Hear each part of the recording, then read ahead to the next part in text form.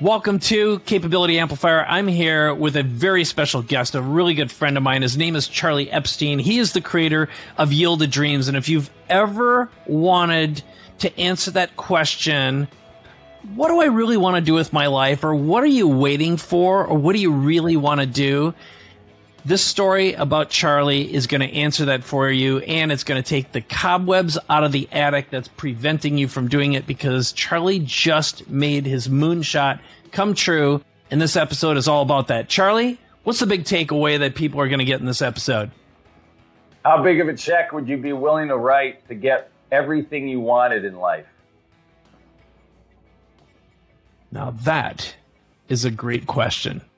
So, now you've got all the reasons to stick around. This is Capability Amplifier, and let's talk to Charlie Epstein. All right, here we are. I'm here with one of my favorite people in the whole wide world, Charlie Epstein. And this is, first of all, if you don't know Charlie, you don't know what this is about. Charlie and I have known each other a couple of years. We started working together on one of those impossibly interesting, cool, fascinating dream projects called Yield of Dreams. So it has been a really fun collaboration, and Charlie just opened his one-man show about 2 weeks ago. It was a big success, and I wanted to talk about it here. So a little bit of the backgrounder is simply Charlie and I met each other at an Abundance 360 event. We got into quick rapport. We sat around in one of the first exercises, and I asked him some questions. And to make a long story short, by the time we connected again, we decided to do something really, really weird and unusual. And it really turned into something pretty remarkable, which is a one-man show, a documentary, a app, a whole course. And I don't even know what else to say. Charlie, I want you to tell the story, but I really want to catch up on what's happened in the past 2 weeks, because in the midst of all the crazy that's going on in the world, you managed to pull off the impossible. Yeah. You are going in and out. I don't know if you know your video. Oh, you know what? All that is, it's a connection thing, so it has nothing to do with the quality. It's recording at really high quality. We're all about quality, so let's get that in there. Oh, yeah. That's it. So, doing the impossible in impossible times. How's that? I like it. I mean, it's so amazing. True. So, you and I met January of 2019 at Abundance 360. You know, I talk a lot with people about intentionality, and you and Dan do on Capability Amplifier. But if you don't have an intention, then you can't put anything out in the world. If you don't put anything out in the world, you can't get any feedback. And if you can't get any feedback, you don't know what to do next. And then you're just stupid. Then you're just stupid, which is basically 90% of the human population on the planet. Now, unconsciously, everybody's putting something out there. They're just not conscious about it. And then they wonder why they get back what they get, which is shit. Or, I didn't ask for that. I didn't want that. You know the drill. So you and I met, but I had an intentionality at Abundance 360 because I had a crazy idea. And at the first session of Abundance 360, which was the networking session, my intentionality was you were number one on my list. Meet and talk to Mike Koenigs about this crazy idea I had. And folks, 360 people at Abundance 360. If you don't know, Peter Diamandis' most amazing program. I've been in it since the beginning. And who sits next to me the first minute of Abundance 360 at that networking session, but Sparkles Mike Koenigs? The sparkling glasses, the sparkling suit, the sparkling sneakers. Everything was sparkling. Personality, look at the smile. It was all sparkling. And he sits down next to me, and I said, "Oh, you're just the guy I wanted to meet." And then he gets snarky on me, and he kind of looks at me, and he goes, "Well, who the fuck are you? You know, about what?" It was great. So we ended up having lunch while we were at Abundance, and I said to Mike, told him my story about always wanting to be an actor and entertainer, how I straddled both worlds. More time I took off from my financial business to pursue my acting passion from 1988 to 2001, the more money I made. 9/11 came along, stopped acting, created my 401k coach program, did that for 15, 60 years, and was ready to go back and do stand-up or something that had to do with performing in my passion. So that's what I shared with him. And Mike, the genius that he is, took that in, and then for the next 6 months, continued to reach out to me until he got to that place where the light bulb went off in his magically creative mind. And he said, Charlie, you should be just like Leno and Letterman and Ellen and all the people that have their own TV show. Hire your own comedy team to write this show that you want to write. And I said, Mike, that's a great idea. I've been out of the business for 19 years. And Mike said, you hire me to be your producer, Magic Mike, and I will get you the comedians and put this thing together. Now, here's what I didn't know that's so great about this is Mike had no effing clue what he was going to do. I mean, make some calls. He had to deliver. But thankfully, like any good mentor, he saw something in me that maybe I didn't even see in myself. He saw the possibility of what I had ruminating in my head. And October of 2019, after cutting a deal, and there's a takeaway from this. Don't play small. That's true. You want a big result, you got to write a big check. So by writing this big check to Mike for the uncertainty of what I was about to do, I mean, folks, absolutely no certainty. 6-figure check, absolutely no certainty. No guarantee. No, this is what you'll get. This is what will happen to you. This, all possibility. Fly out to La Jolla, California, hole up in my condo for 2 days with 3 comedians. Let's see what happens. Write the check. How many of you would write the check? Now, this is pre-COVID. So I did. And I flew out. I learned a long time ago that when you write a check for possibility, the magic happens. And God, Swami, whatever you want to call it, went to work. From the moment I got on a plane from Bradley International to Atlanta, and then Atlanta to La Jolla, California, San Diego, I sat next to 2 people on each of those flights. That was God's way of telling me, you are on the right track. Listen.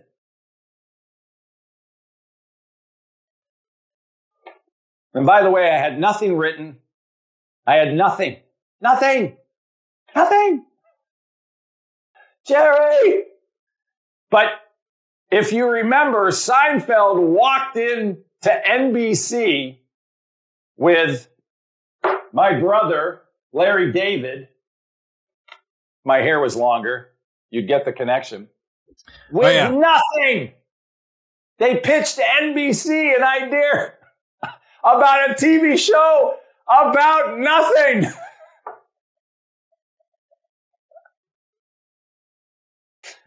Oh my God. And they bit.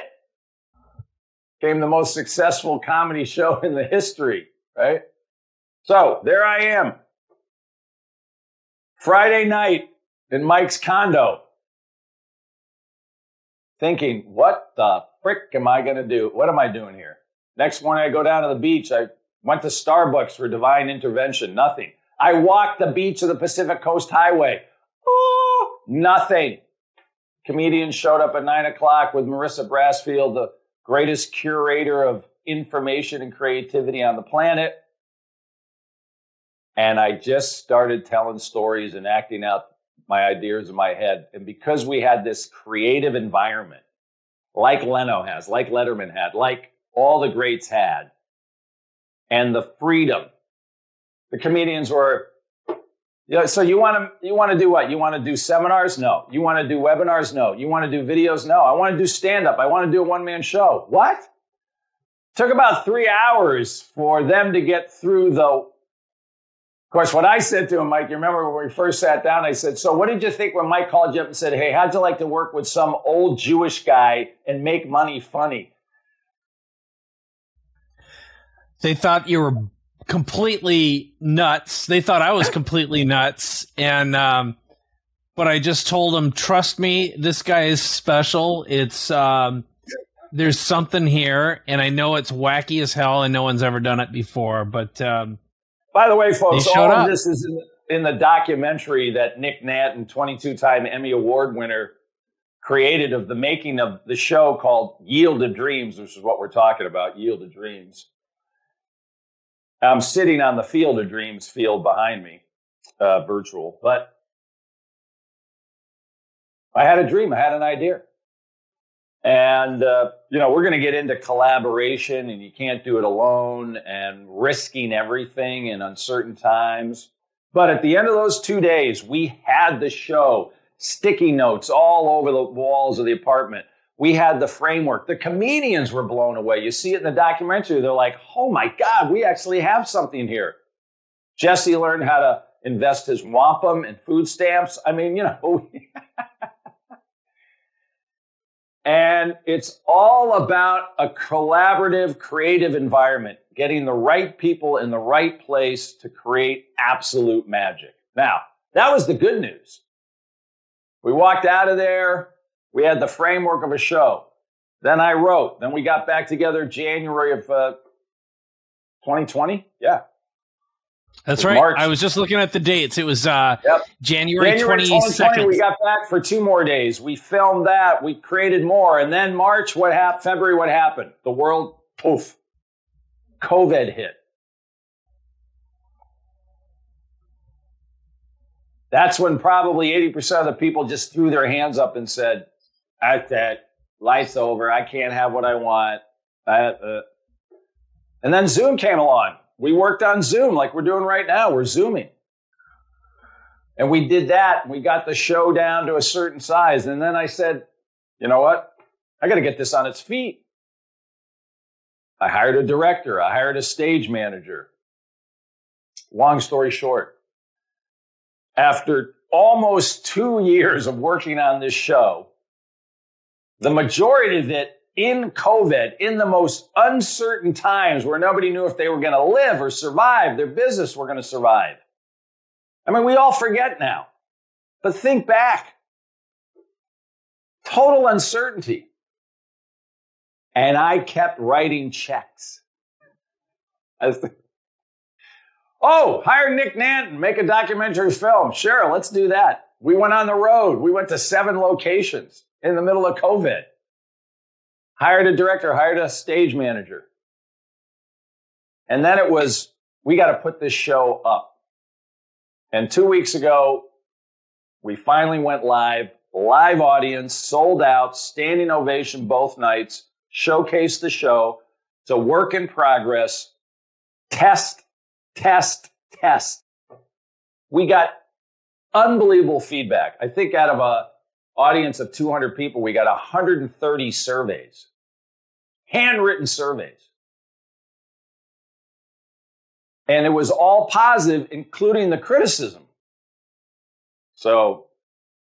And I could not have been more satisfied in my life with how the show turned out. Now, I was the performer. I had 25 people working on this show. That's double the number of employees I've had for 41 years of my financial planning business.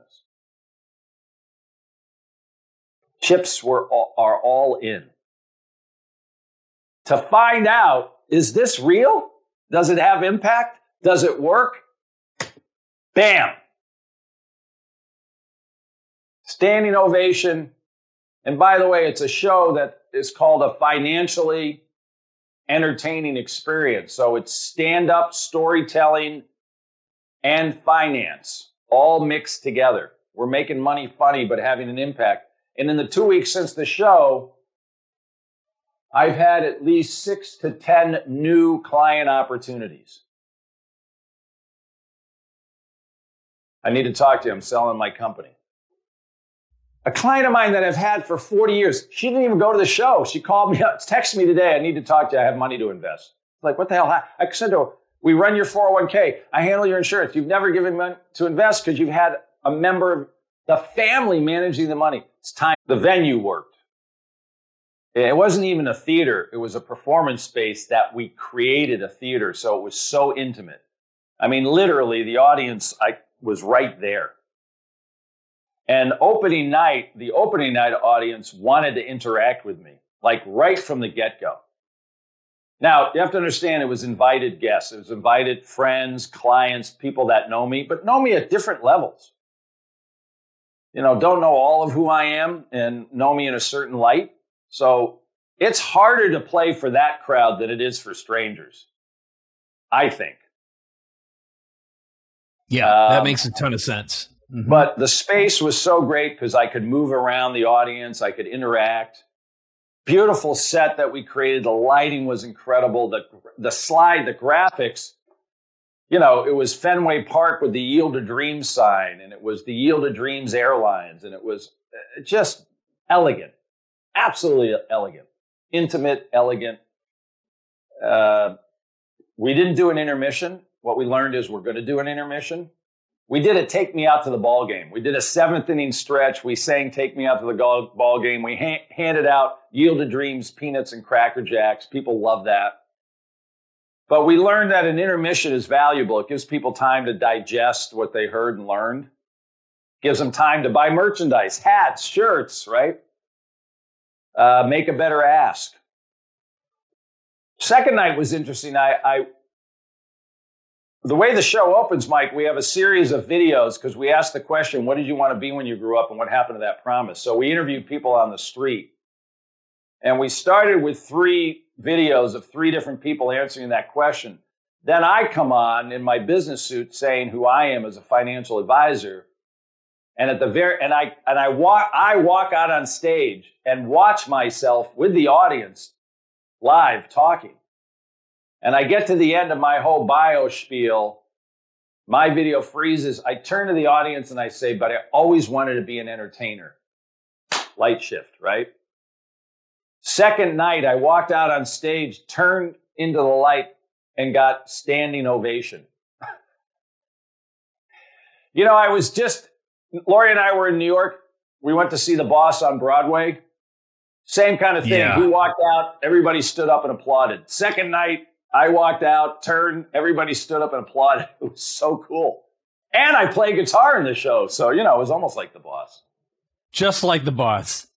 We got a standing ovation both nights at the end of the show. It was just heartwarming. And like I said, the feedback's been unbelievable. So technically the show worked, the graphics worked, sound worked, music worked. We had great music from the documentary that we incorporated. The atmosphere worked. The guy who performed was pretty good. He's a character. That's what I always say. First thing, Charlie Epstein's character. Technology. Yeah. The app. People couldn't get the app open. People couldn't download the app. Technology.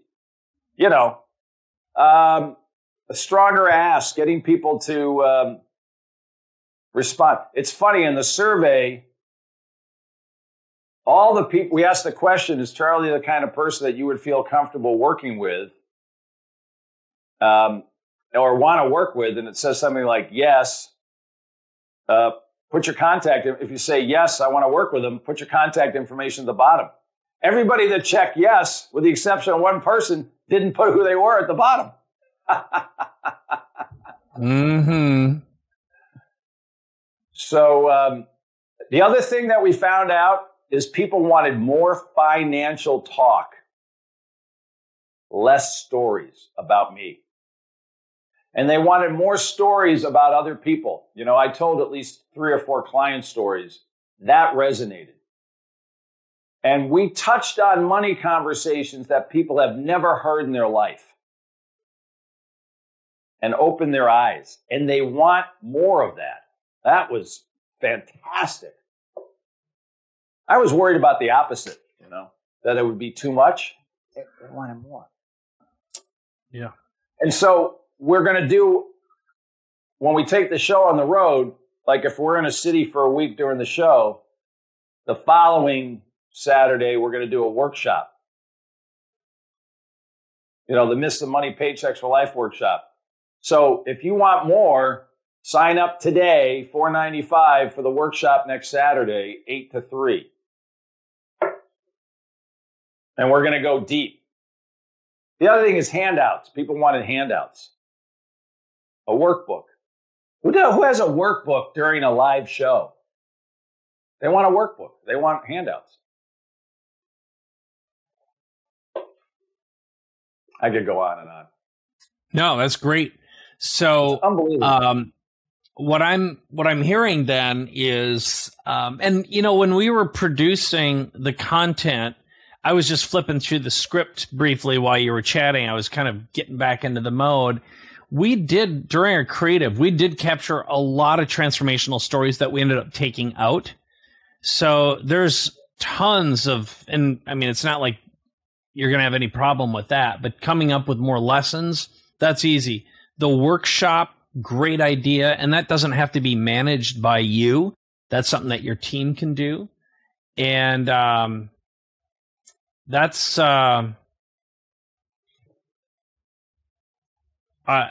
great. And I was thinking about, in anticipation of our doing this today. Mm-hmm.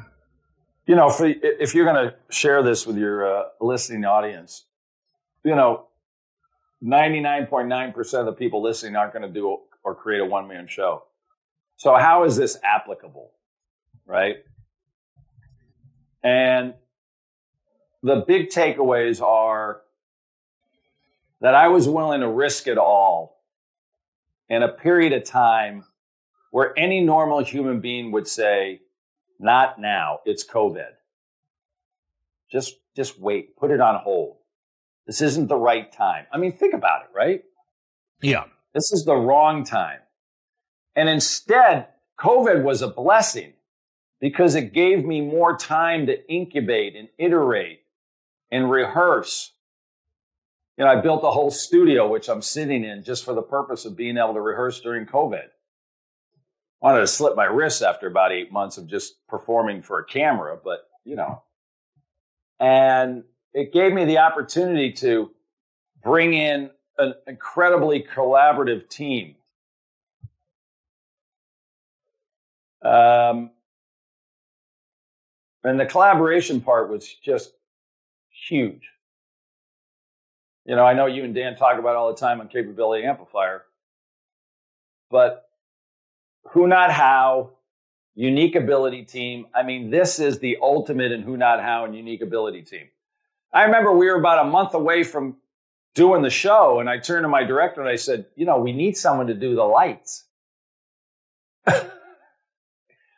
Oh, yeah, we need someone to do sound. We need someone to... And she went, okay, let me go into my database, and boom. Next thing I know, I got this woman who's 20 minutes up the road from the theater, owns, her and her husband, her own lighting company. They have all the equipment.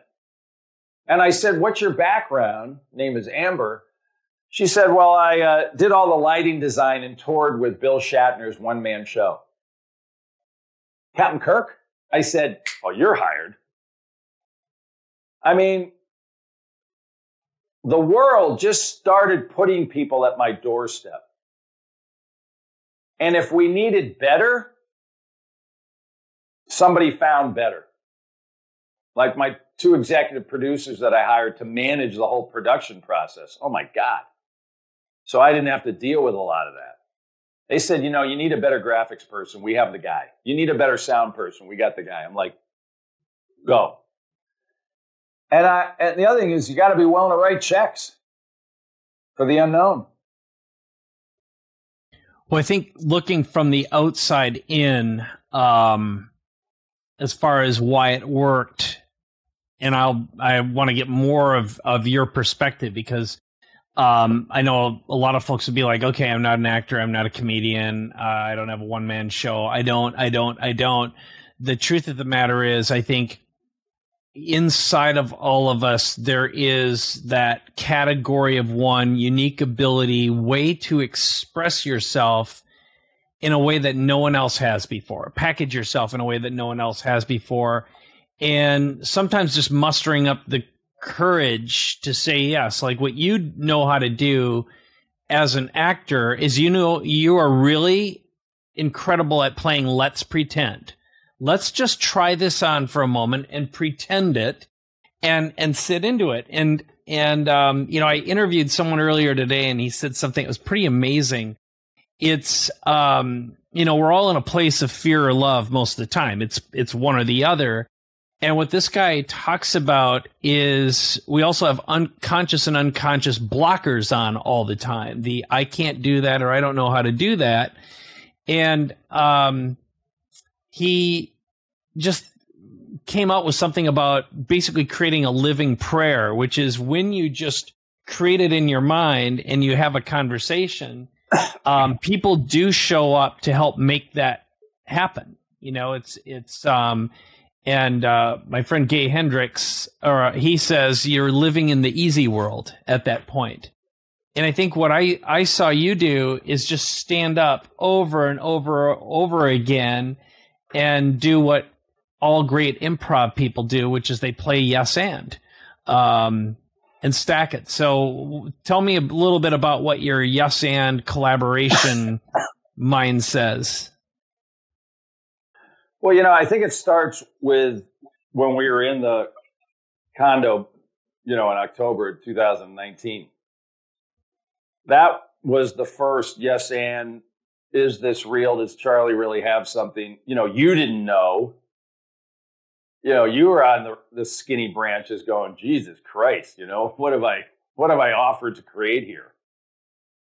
I knew in my heart of heart, I had something because I'd been doing it for 20 years as both an actor and a financial advisor. Interesting combination. I knew my financial stories. I'm the Antichrist to Dave Ramsey and Susie Orman. And it resonated. It resonated with people that told me they love Susie Orman, but they never heard her talk this way. I said, well, she's never going to talk this way. And neither is Dave. So to sit with the comedians and you and Marissa and test out the stories and the concepts, and because you're all at different financial levels, it resonated at all levels. So those 2 days were the reality that there was definitely something there. But that's not enough. And how many times, folks listening to this, have you had an idea and you just didn't do anything with it? Or you had an idea and, you took it along a certain way and you stopped. So you first got to be, it's like Dan's 4 C's: courage, commitment, confidence, and capabilities. So I had the courage to stand up and write a check and try it out. Writing the check was the commitment. And I had the confidence in myself and you that we would create something, but I didn't have the capabilities. And and I know you can hire and pay for capabilities. And that's where people stop. Well, I don't have the capabilities. I don't know how to create an app. And I knew in my mind the app was essential and unique. It's not working yet, but that's okay. Because we're going to get it to work. Because we're getting the feedback. So, and then by bringing in more people to collaborate, I could let go of things that I didn't need to be a part of. And I could get feedback and information from different views. Like we're already talking about bringing in a new writer to rewrite with me. A new director to get more out of me than we already got. The technology will solve. Figuring out how to put the show on the road, we're going to solve all that. So, I don't know. I guess what I'm saying is now is the time, you're listening out there, now is the time to go big. Now is the time to take the risk. Now is the time, because most everybody else isn't. You know, it's funny, you talk about what holds people back in the show. There's a whole section where I talk about, you want to doubt something, doubt your doubts. You know, people go through life with baggage full of doubts, why they're not good enough. I'm not good enough. I didn't have enough money. Nobody loved me growing up. My parents divorced when they was 3. I mean, fill in the fucking doubt blank. And then I look at the audience, I say, you want to doubt something, why don't you doubt your doubts? You made those up anyways. When you start doubting your doubts, when you doubt those excuses, you'll see your life expand before you, like I did. Like Ray Kinsella in Field of Dreams. I had to go the distance. And you know, the other thing that comes out of the passion, Mike, is everybody that's part of the project was transformed. It was amazing to hear each and every person, from the person that did the sound to the lighting, the director, they all said this process of working with you was transformational. My stage manager said, I learned so much about finances that I had no idea about. Thank you. I know how to invest properly now. My lighting guy said, you know, my producer, 10-1 now, I know what I got to do. And everybody was impacted. Yeah. Pretty cool. Yeah. So I'm going to give you a couple reflections here. Because when I listen to you, you're definitely a unique one. The way I describe you is you're great clay to work with. And, when you talk about being on the skinny branches, for you, it's financial. I don't know if this enters in. You certainly didn't talk about it, but reputational for sure. There's lots and lots of risks, and the more effect finder brain gets activated, the more risks you start experiencing in your mind, right? I've been on stage in 19 years, and I chose to get up in front of people that knew me. Yeah. But didn't know me this way. How ballsy is that? I mean, anyone in my business would be like, oh my God, what if somebody doesn't like me and they'd stop doing business with me? What if they learn this about me and they go, I don't want to do business. I don't want you handing my money anymore. And you know what? I'm certain that there are people, I can actually pinpoint a couple, that during this process left me as a client. Bye-bye now. Yeah. Well, if he's going to go do that, then he's not taking care of my finances and he's not looking out for me. As opposed to the people that went, oh my God, he's able to do that and this. During the I didn't share this, Mike, but we had a talk back each night. Oh my God. I hope we recorded the talk back. I think we did.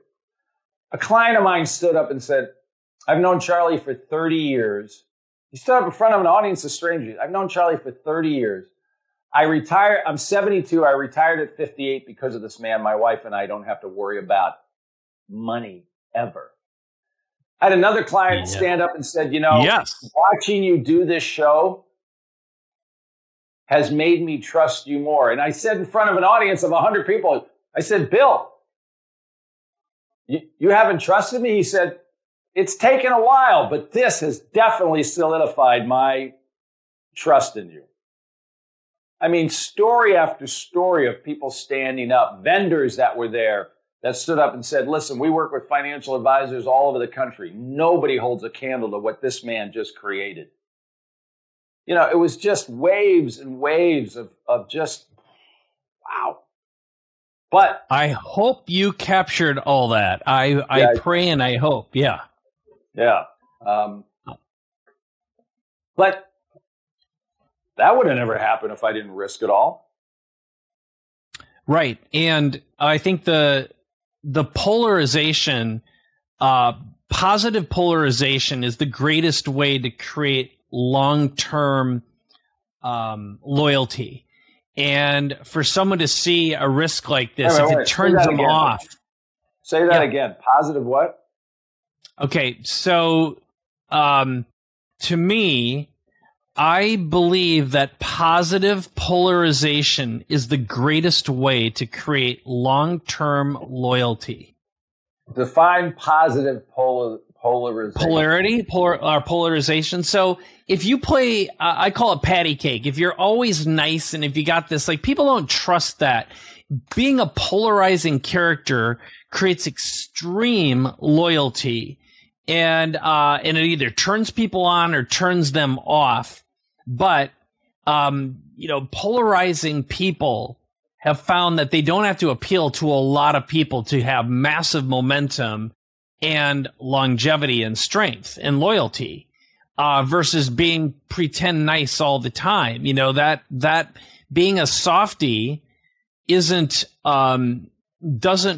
always, maybe for the extreme mainstream, but polarizing characters. And I'm not saying you're a polarizing character, but when you talked about a couple people who left versus the one who stand up and they see the courage, they see the confidence, they see the commitment, and this willingness to put yourself out, I believe at the end of the day, whenever you go to a concert, you can't help but say to yourself, God, I wish I were up there either singing or playing guitar or drums or whatever that place is. You got a whole bunch of people saying, oh my God, what if I could be doing this? Or they imagine themselves doing that performance. And I think that kind of projection is just incredibly powerful. And because you're doing this in such a rare way, I personally believe that the opportunity to bring theater to business, to bring entertainment to business more and more, in a way, it's always been there. But this is a new kind of show business that you've created. And I think there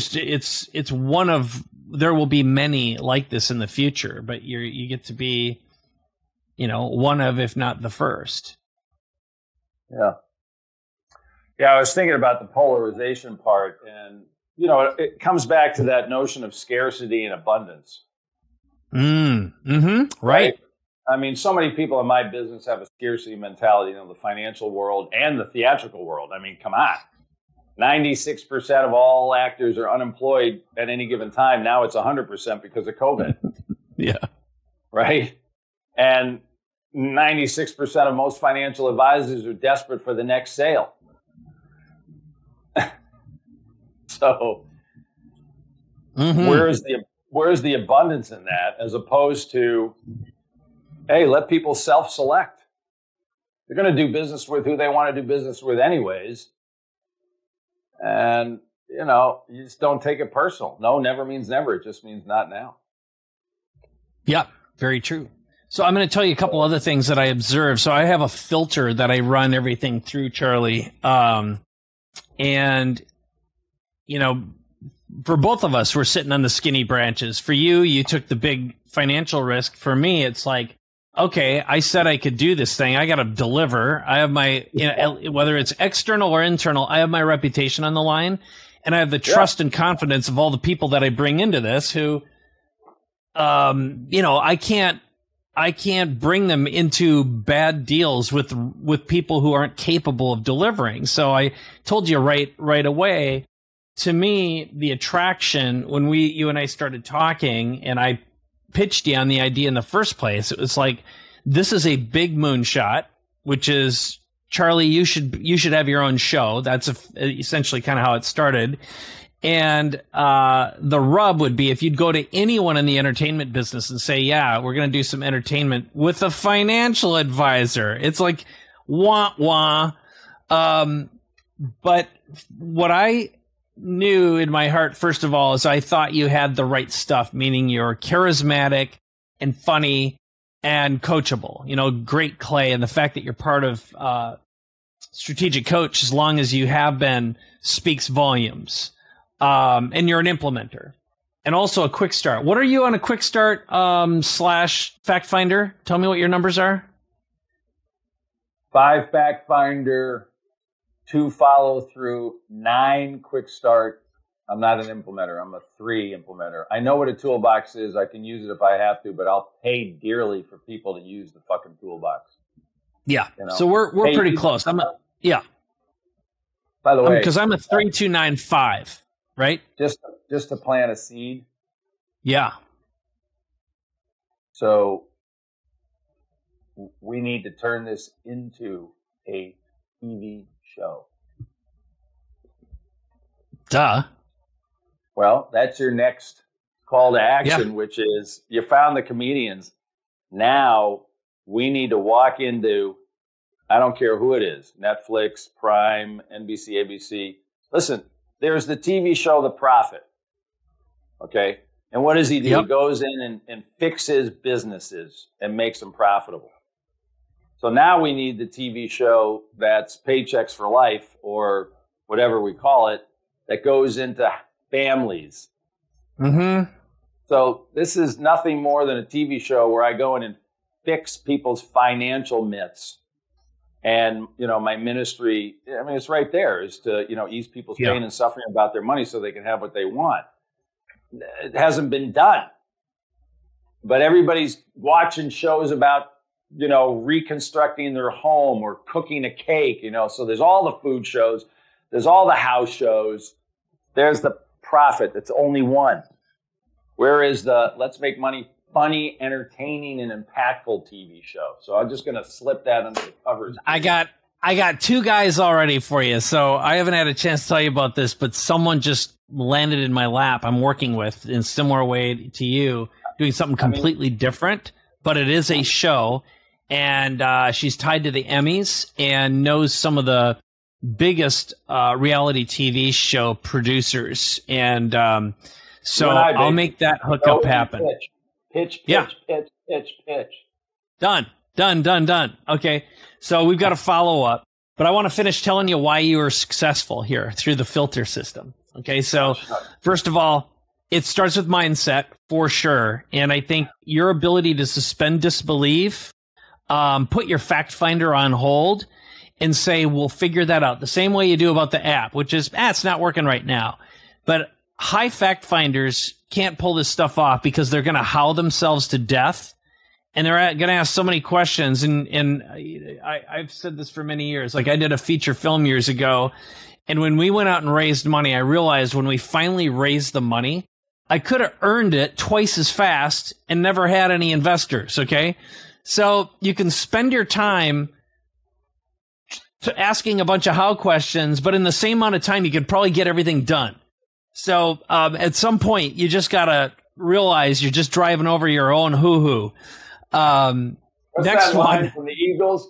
You can spend all your time making, was it money, or you can spend all your money making time? Oh, yeah. God, yeah. That's good. Shoot. Awesome. Next one. So we start with mindset. Second one is market. Now, we knew there's a good market for money, and you were already making money in that space. So that'll be one of the things is I knew there was credibility in history. And the model, well, the model really, in this case, how are you going to make money on the back end is get a bunch of people to get exposed to you and your work through whatever media possible. But in this case, it's a one-man show to raise their hands and go, I want that guy. He's the only one like this. So rarity and novelty has so much value in from that perspective. The message is, well, let's see here. We got the play, the show. Now there's a TV show. I can totally see it. Duh, easy. There's the documentary. There's the app. There's the animations, the training, the curriculum. I mean, this is a multimedia message multiplier machine. It really is. But it all starts with it being entertaining. And what I believe makes it work and what became abundantly clear when we started capturing what became the story is we just started asking questions. It's like, Charlie, tell a story about. And that gave us the script, and it was 2 days and we had about 90 pages, if I remember correctly, of stuff. And we all looked at each other and we're like, there's a show here. There is a show here. And I think every great business, I look at it and I say, a great business needs to be a movie starring your perfect client with you as their hero, their Yoda, their Gandalf, their Moses, their Jesus, leading them to the promised land. And to me, that became absolutely apparent to everyone. No one could have bullshitted their way through saying, yeah, Charlie, there's something here, if there wasn't something here. It was just real, and we got to play it. And I think that's the other thing that worked, is being able to put on your 6-year-old hat or your 6-year-old pants and say, let's pretend. And every great movie is that way. Yes. The other thing you reminded me of is, remember what I said after those 2 days, is there was no ego in the room. Mm-hmm. I mean, this is huge. Because ego will kill almost anything. Yes. And what was just amazing was, and maybe I set the tone because I didn't come in there with any ego either. I was the curious kid. I was, like you said, the 6-year-old in the sandbox, which I talk about in the show. Imagine living a life where all you did is what is fascinating and motivating to you. Imagine living a life with this infectious, spirit-bound freedom for wonderment, joy, laughter, and playing discovery for discovery's sake like you did as a child. Imagine waking up every day playing in your own personal sandbox. Those are lines, folks, right out of the show Yield of Dreams. And that's what we did for 2 days. Your sandbox was the condo, and your comedians were so gracious. There was no ego. I mean, these guys had no ego. You had no ego. Marissa, no ego. And we set the tone with we're going to find out if we have something here or not. And everybody was curious and willing to dig. They kept scratching. Well, is it this? No. Is it this? No. Do you want to do this? No. What do you want to do? I want to do stand-up. Yeah, but don't you want? No. And then when they finally got, wait a minute, this guy is serious. He wants to do a show, a stand-up with these stories. Well, then it was like, well, what do you got? Tell us your stories. And the big story was the conversation on the airplane with Mr. Yield. Had I not gotten on the plane at that day, at that time, and sat next to that guy, we'd have no show. Yeah, and retell that story, because that I actually can't remember now if you began. Yeah, go ahead. That's what I mean. That I'm trying to share with people is being open to what you can't see and you can't hear. But when you say what you want to do, God, the divine, whatever the spirit is for you, we'll start to put in front, we'll start to whisper, I got on a plane from Bradley to Atlanta for 2.5 hours. I sat next to this Jewish guy, super successful, probably worth $100 million. Fascinating conversation. 75, traveling the world, happiest guy. This was what everybody wants to be. I was like, wow, that was interesting. I get to Atlanta. I'm going down to get to my seat. I actually was on the phone buying a car.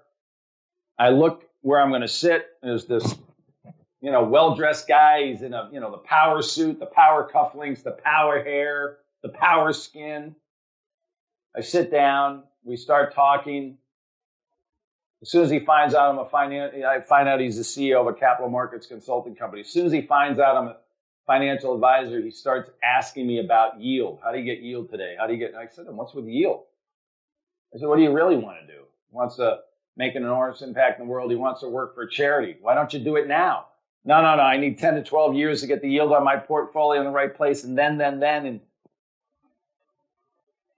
so I tell this story to the comedians and you and Marissa, these 2 stories.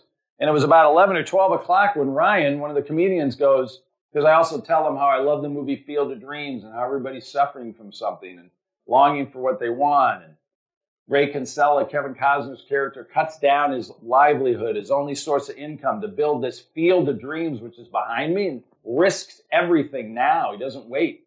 And Ryan goes, I got the title of your show, Mr. Yield. It's Yield of Dreams. Bam! The door opened. And we were now into that is the driver. And everything fed off of that. It was like that match. I can only imagine it's like when McCartney and Lennon went into the studio and wrote and created, when Jagger and company went into the studio, when anybody goes in anywhere to create, they got little notes, they got scribbly, they got words. Yeah, we just well, I think the what I just got out of this, and actually I think it should be the name of this episode, is "What Are You Waiting For?" That really captures the essence of this, which is, you know, and do what you love, and the money will follow. yeah, so true. But you know, when we were talking, and I don't know if you had turned 61 at the time, but when we were talking, you said something along the way of, because we were brainstorming for a little while, and I go, well, what if you did this? And he's like, nah, I don't want to do that. Nah, I don't want to. He goes, look, I'm a 61-year-old, blah, blah, blah. I don't even remember exactly how you described it. Old Jewish white guy. Yeah, old Jewish white guy. And, you know, it's like, you didn't exactly say this, but it was something along the lines of blow my mind. Give me something that'll blow my mind. And it wasn't moonshot, wasn't the language. I don't remember the exact language pattern. I wish I had that now.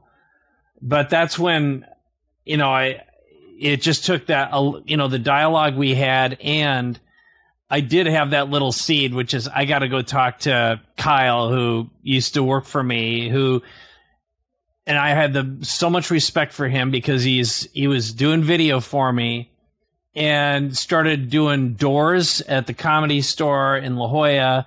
And then he was doing open mics, and you know, next thing you know, he's hanging out with A-listers, befriending them, and he's playing alongside them. And he's a full-time, well, at the time, pre-pandemic, but a full-time working stand-up comedian. And that's when I realized what this project needed. The magic was we needed a writer's room. That really excited you. It excited me too. And I had always dreamed of it. But of full-time working stand-up comedians, because then, you know, they got skin in the game. They got a lot to lose. And for them to even set aside the time to work on something like this, and no, they said yes before the pandemic, that they could get behind it and risk the time investing in writing their own jokes, that took some doing. And, you know, everyone had skin in the game and something to lose in an idea that could just turn out to be dumb. And there was but I think once we got everyone in the room for that John Lennon and that Paul McCartney moment that you just described, which really, you summed it up well, which is everything came together in 48 hours. And that is for sure what I see, because again, you had said, how do you make this relatable to anyone listening or watching this? It's, I don't care who you are or what you do.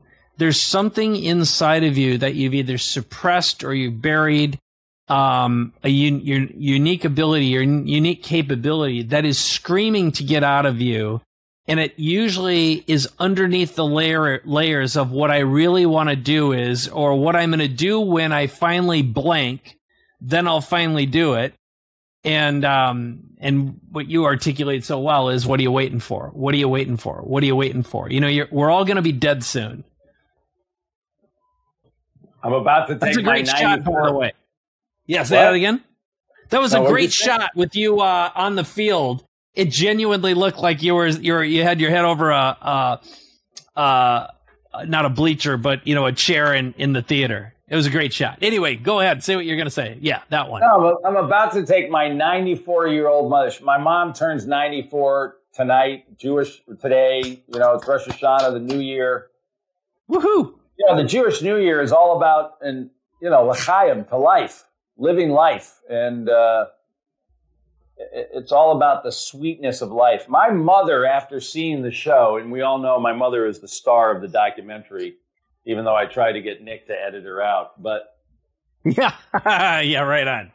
The next day, I called my mother up after she saw the show, and she said, you know, I've been sitting here thinking, what's next for me? 94. You know, like life is still there for her. I had one of the rabbis here in town with his wife come to the show, Orthodox rabbi. Okay, they run a shul, they run a school. I mean, most amazing, hardworking people you ever want to meet, you know? You know what he said to me? He said, first of all, he said, what courage you had to do that documentary and you know, tell people your story. I don't know if I could do that. But he said, my wife and I left your show, and the whole ride home, you know what we talked about? I said, no. We looked at each other and said, what do we want to do with the rest of our lives?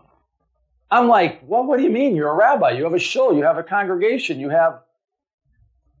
Oh, my God. I was like, wow.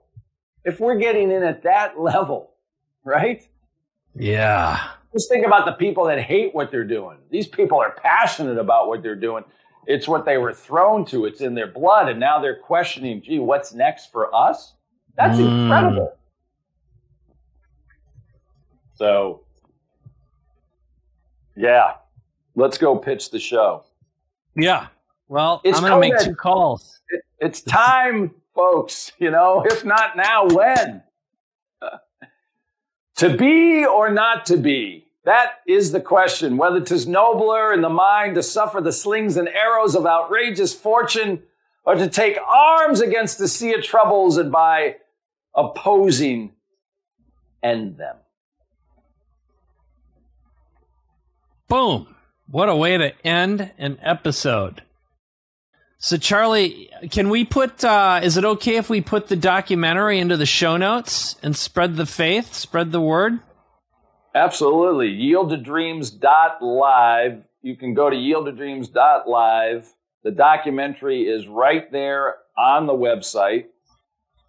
Download the Yield to Dreams app. You have to do it from the website. It's a app that's attached to the website. It's not an Apple app, so I don't have to pay them all their fees. On the app are all my podcasts, are my Desirement playing cards for you to find out what you want out of your future, is the entire Myths of Money series. All 15 myths and videos are there. There's a chat with Charlie button if you want to reach out and chat with me. Got it all. Got it all, baby doll. You have taught me how to create a platform. Yeah, bless you.